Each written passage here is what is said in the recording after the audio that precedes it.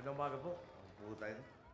Vice President Jojo Binay, former President Fidel Valdez Ramos, Speaker Sonny Belmonte, Executive Secretary Paquito Choa, and other members of the Cabinet present, Your Excellencies of the Diplomatic Corps, Chair Eta Rosales, former Senator Butch Aquino, members of the House of Representatives, local government officials present, Honorable Luceti Pardo and other commissioners and members of the EDSA People Power Commission, the Chief of Staff, General Manuel Bautista, and men and women of the Armed Forces of the Philippines, Police Director General Alan Purisima, and the men and women of the Philippine National Police, fellow workers in government, honored guests, mga minamahal ko pong kababayan, magandang umaga po sa inyo lahat. Noong pong panahon ng diktadurya, may isang biro akong narinig. Meron daw pong 4 na tao sa isang eroplano. Di umano, isang Amerikano, isang Hapon, isang Pilipino, at meron pa hong hindi tiyak kung ano ang nationality. Pero nagka-problema po yung eroplano raw, sabi nung birong ito sa ere. At kailangan po magsakripisyo. Ang ilan, may mga tumalon upang mabawasan ang karga nito at para nituluyang bumulusok sa lupa. Una raw po ay lumapit sa pintuan ang Amerikano at sumigaw siya ng Geronimo sabay talon. Matapos ito, yung Hapon naman nakasama ang lumapit sa pintuan, sumigaw ng Bansay at saka rin po siya tumalon. Pagkatapos ito, yung Pilipino naman po ay lumapit sa banda ng pintuan, sumigaw, mabuhay ang Pilipino at itinulak ang kapwa palabas ng eroplano.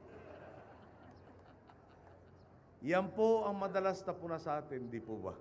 Ganyan daw po ang Pilipino, kanya-kanyang hatakan, kanya-kanyang lamangan, kanya-kanyang tulakan. Iyan din po ang kaisipang binasag ng Pilipino sa EDSA. Pinatunayan natin kaya magtipon ng Pilipino, kaya natin magtulungan, kaya natin magtaya ng buhay para sa isa't isa. Sa EDSA, inisip natin ang kapakanan ng bayan at ng kapwa bago ang sariling interes. Makalipas po ang 27 taon, matapos nating labanan at wakasan ang diktadurya, muli tayong nagtitipon sa mismong pook na ito, kung saan nakamtam natin ang tagumpay. Tiyak pong marami po pa sa atin ang nakakaalala. Hindi simpleng bukang bibig lamang ang kinailangang itaya noon. Hindi kalabisang isipan o isipin na anumang sandali maaaring dumanak ang dugo sa EDSA. Totoong baril na may totoong bala ang itinutok sa Pilipino ng kapwa Pilipino. Umugong sa himpapawid ang mga armadong helikopter at eroplano. Gumulong rin ang mga tangking sasagupa sa mga sibilyang ang tanging tangan ay Bulaklak at Rosario. May mga kinabahan nga po sa posibilidad ng isang digmaang sibil. Ngunit hindi po tayo nagpadaig sa takot. Sibilyan man o sundalo, tumaya para sa kapwa. Habang nakita ng isa na hindi natitinag ang kanyang katabi, lalo pa siyang kumisig. Lalo pa humigpit ang kanyang pakikipagkapit-bisig. Nagbunsod ng tapang at paninindigan ng kaisipang hindi kangat tunay na nag-iisa. Na siyang pumuksa sa takot at pagdurusang dala ng pagkakanya-kanya. Sarap nga po ng isang dagat ng mga Pilipinong pinadaluyong ng malasakit at pag-asa, walang sandatang umubra. Nakamtam natin ang tagumpay ng EDSA. Hinangaan po tayo ng buong mundo. Naging huwaran ang people power na iba pang mga revolusyon na nagpabaksak ng diktadurya sa ibang panig ng daigdig. Nagbigay tayo ng pag-asa sa iba pang mga lahi. Kakayanin pala, posible pala, hindi pala kailangan ng dahas upang makamtan ng pagbabago. Sa paggunita ng ating tagumpay, marapat ding balikan muli ang mga pilat na iniwan ng batas militar sa ating pambansang alaala. Nariyan ang mga dinukot sa gitna ng gabi, ang mga kinulong ng walang pasabi, ang mga ninakawan, pinahirapan at pinaslang, ang pagdurusa ng napakarami habang nagpakasasa naman ang iilan. Ang bayang ginatasan na ng ginusto pang gawing bulaluan. Pinangunahan ito na isang lideratong walang ibang toon, kundi ang mapahigpit ang kanilang hawak sa kapangyarihan. Di po ba't kaya nga idineklara ang batas militar? Dahil iyon na lamang ang paraan ng Rehimeng Marcos upang kumapit sa pwesto. Sa diktadurya, naghari ang prinsipyo ng pagkakanya-kanya. Kanya-kanyang diskarte, kanya-kanyang panlalamang, kanya-kanyang pagsasawalang bahala sa karaniwang mamamayan. Sa kadilimang iyan, umusbong ang iniwan sa ating aral ng EDSA na ang panlipunang kapansanang dala ng pagkakanya-kanya ay malulunasan lamang ng pagkakaisa. Kung ang problema ay ang pag-isip ng ilan sa sariling kapakanan, ang solusyon ay ang pagtataya ng nakakarami para sa ikabubuti ng kapwa. Di po ba para itong larong palo sebo na kung sumampa ka ng mag-isa, aangat ka nga ng sandali. Pero anumang kapit mo, habang nanlalabang ka, lalo ka pang dumudulas pababa. Sino pa nga po ba ang mananalo kung hindi ang nagtutulungan? Makakamtan lamang ang mga pangarap kung hindi iniisip ng nasa baba ang bigat ng kanyang karga. Kung hindi iniisip ng pangalawa na iba ang kukuha sa pabuya.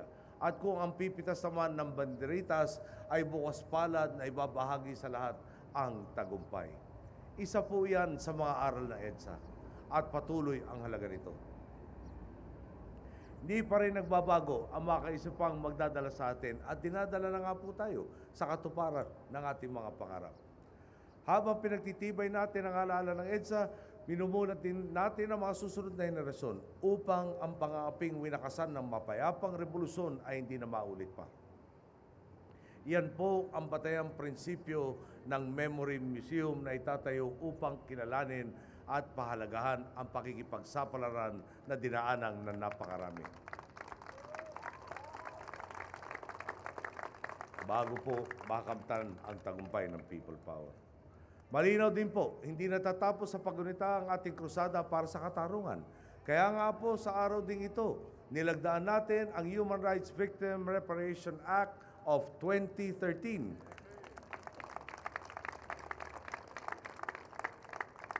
Bilang pagkilala sa pagdurusang dinaanang na napakarami noong batas militar.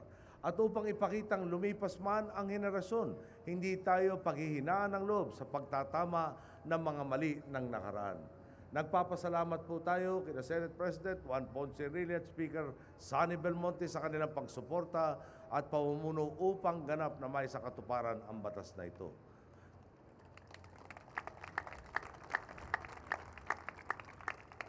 Nagpapasalamat din po tayo sa mga may akda ng batas na ito. Kina Congressman Erin Tanyada na pinatunayang bitbit pa rin niya ang sulo na dinala na kanyang lolo at ama.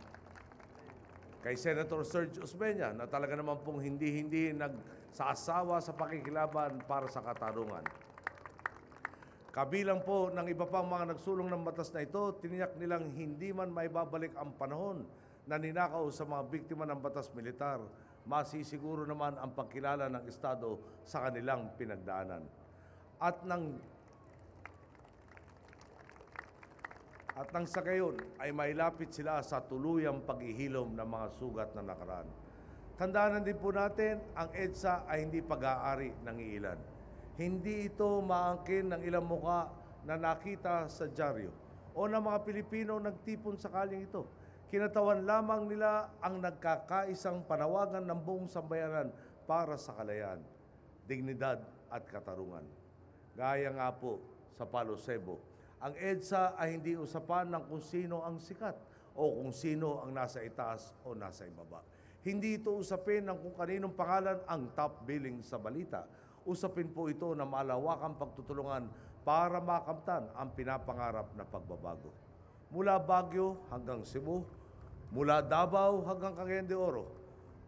Noong Pebrero ng 1986, nagkaisa ang bawat disenteng Pilipino upang isakatuparan ang itinuring na imposible at magbukas ng bagong kabanata sa ating kasaysayan.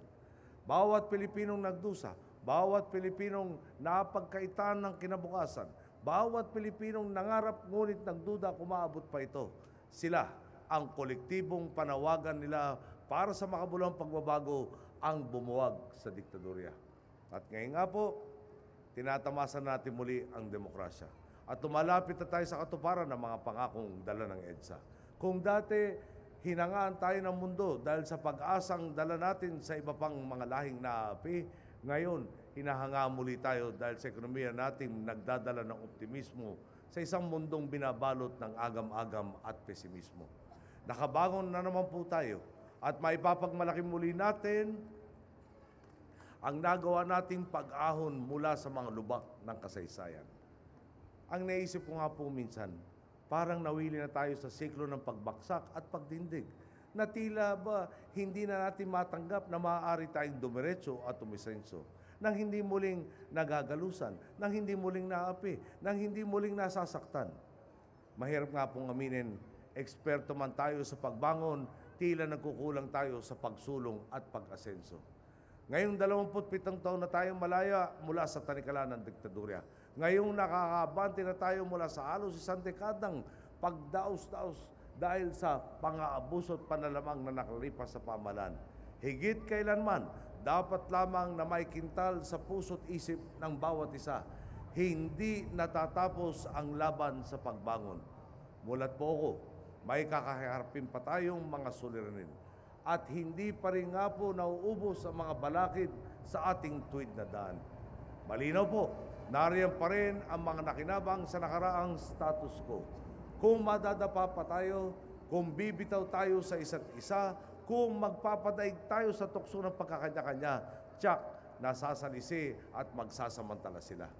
Alalahanin po natin ang ating pinagdaanan.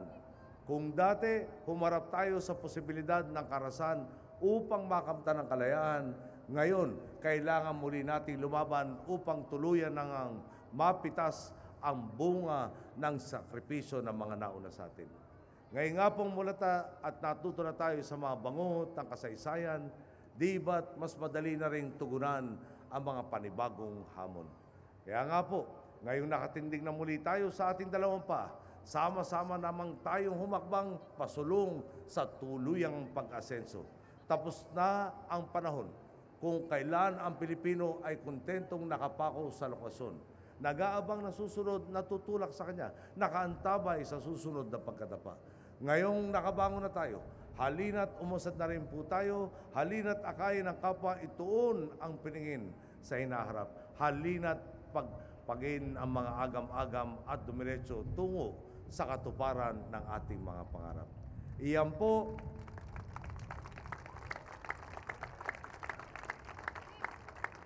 Iyan po ang aral na handog sa atin ng EDSA. Ang revolusyon nagsauli ng demokrasya ay saring inspirasyon natin ngayon upang idiretso ang pag-asenso at pag-arangkada. Araw-araw po nating ipagdiwang ang dangal ng isang lahing hindi na muling babaksak, hindi na muling magpapaapi, hindi na lamang basta makukontento sa kultura ng pagbangon. Araw-araw po nating isa puso ang bagong kultura ng walang dalawang isip, walang atubili at walang takot na pagsulong. Karapatan nating sumulong at umasenso. Obligasyon natin ang kaganapan nito. Happy anniversary po sa lahat. Maraming salamat. Magandang umaga po.